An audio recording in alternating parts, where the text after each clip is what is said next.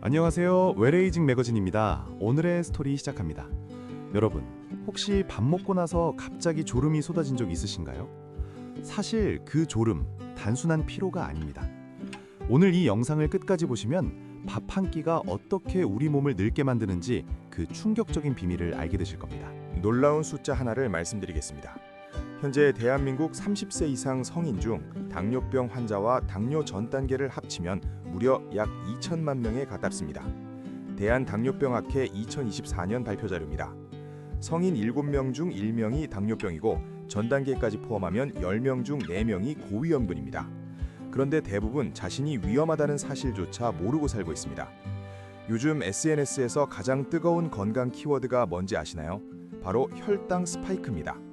가수 셔연이 유튜브에서 두바이 쫀득 쿠키를 먹으며 혈당 스파이크를 이야기한 영상이 화제가 됐고요.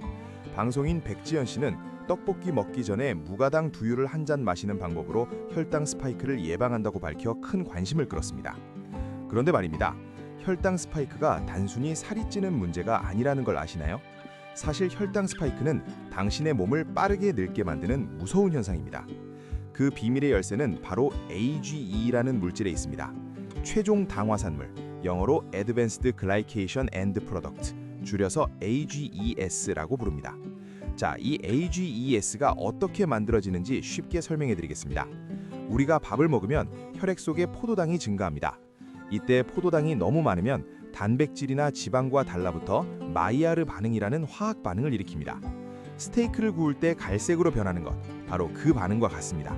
이렇게 만들어진 게 AGES, 당 독소입니다. 여기서 정말 무서운 사실이 있습니다. 한 번 만들어진 AGES는 혈당이 다시 정상으로 돌아와도 분해되지 않습니다. 절대로요. 우리 몸속에 쌓이기만 합니다. 마치 녹이 한 번 쓸면 저절로 없어지지 않는 것처럼 AGES는 평생 우리 몸에 축적되면서 서서히 몸을 망가뜨립니다.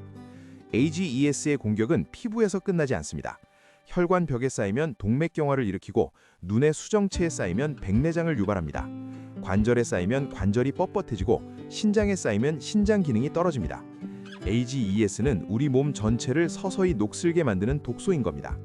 하지만 진짜 충격적인 건 지금부터입니다.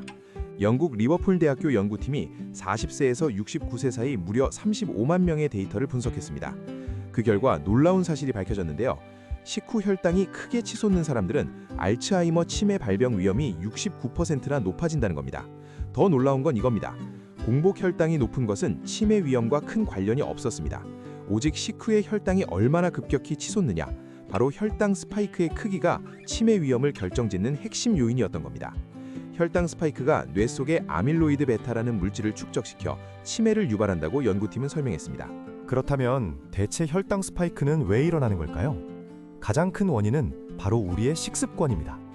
한국인의 식단을 생각해 보세요. 흰쌀밥에 달달한 반찬, 후식으로 과일이나 커피. 이게 바로 혈당 스파이크의 완벽한 조합입니다. 특히 정제된 흰쌀밥은 먹자마자 혈당을 급격하게 올립니다. 여기서 아무도 모르는 사실 하나 알려드리겠습니다. 같은 음식이라도 먹는 순서에 따라 혈당 반응이 완전히 달라집니다. 일본 교토부리 의과대학 연구팀이 밝혀낸 결과입니다. 채소를 먼저 먹고 그 다음 고기나 생선 같은 단백질, 마지막에 밥을 먹으면 혈당 상승이 20에서 30%나 낮아진다는 겁니다. 원리는 이렇습니다. 채소 속 식이섬유가 위장에서 일종의 그물망 역할을 합니다. 이 그물망이 나중에 들어오는 탄수화물의 포도당 흡수 속도를 늦추는 거죠.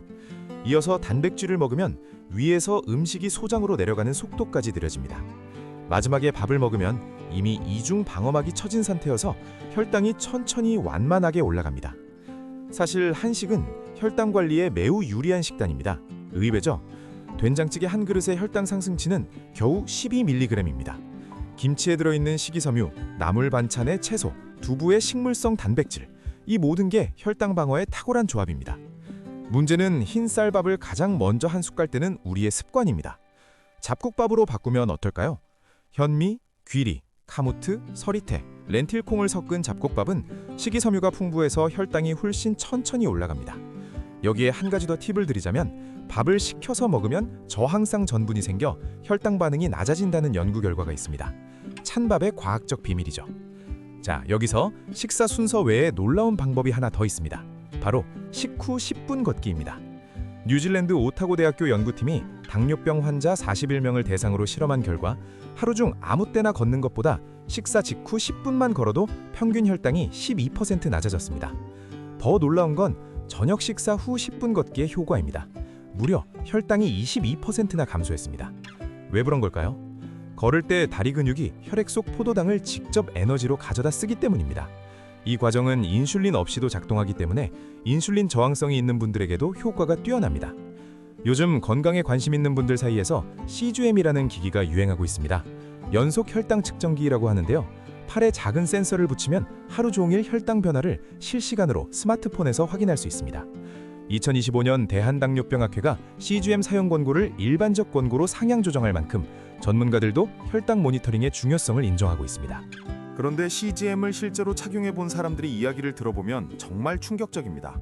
건강하다고 생각했던 사람들이 밥 한 끼 먹고 혈당이 180에서 200까지 치솟는 걸 눈으로 확인하게 됩니다. 평소 즐겨 먹던 떡볶이 한 그릇에 혈당이 200 가까이 치솟는 사람도 있었습니다. 자신의 몸이 매 식사마다 얼마나 큰 충격을 받고 있는지 숫자로 보면 달라집니다. 여기서 하나 더 알아두셔야 할 게 있습니다. 혈당 스파이크는 나이가 들수록 더 심해집니다. 젊을 때는 인슐린이 빠르게 분비돼서 혈당을 금방 잡아주지만 나이가 들면 인슐린 분비 속도와 양이 줄어듭니다. 같은 음식을 먹어도 40대의 혈당 스파이크는 20대보다 훨씬 크고 혈당이 정상으로 돌아오는 시간도 더 오래 걸립니다. 이 말은 곧 나이가 들수록 같은 식사를 해도 AGES가 더 많이 만들어진다는 뜻입니다. 40대에 먹는 흰쌀밥 한 공기가 20대 때보다 더 빠르게 우리 몸을 늙게 만드는 겁니다. 그래서 30대와 40대가 혈당 관리를 시작해야 할 가장 중요한 시기입니다. 지금이 아니면 늦습니다. 자, 그러면 오늘 배운 내용을 실생활에서 바로 적용할 수 있는 5가지 원칙으로 정리해드리겠습니다. 첫째, 식사 순서를 바꾸세요. 채소를 먼저, 단백질을 다음에, 밥은 가장 마지막에 드세요.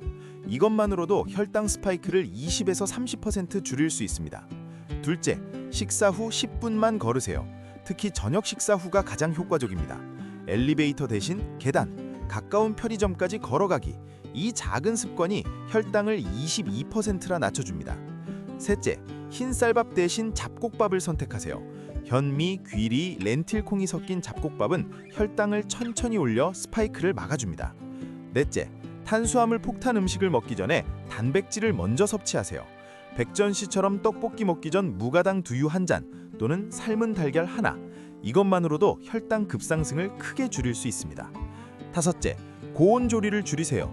튀기고 직화로 굽는 조리법은 음식 자체에서 AGES를 대량 생성합니다. 삶거나 찌는 조리법이 AGES를 훨씬 적게 만듭니다. 혈당 스파이크는 소리 없이 우리 몸을 늙게 만드는 보이지 않는 적입니다. 하지만 오늘 알려드린 방법들은 거창한 게 아닙니다. 반찬부터 먼저 먹고 밥은 나중에 먹고 식후에 잠깐 걷는 것. 이 작은 습관의 변화가 10년 후, 20년 후 여러분의 피부와 혈관과 뇌를 지켜줄 겁니다. 오늘의 이야기는 여기까지입니다. 다음 영상에서 또 다른 흥미로운 이야기로 찾아뵙겠습니다. 웰에이징 매거진이었습니다.